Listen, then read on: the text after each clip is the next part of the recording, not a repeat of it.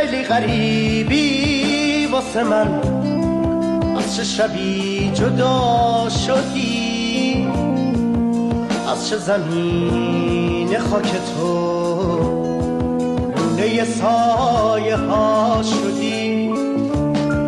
کدوم غروب نشونی داد شب از کدوم جاده بیای، از عاشقای ره گذر نشونی منو بخواد. وقتی که حرف من نبود کدوم صدا در تو نشست، کدوم ستاره پرکشید تو چشمای تو نطفه بست.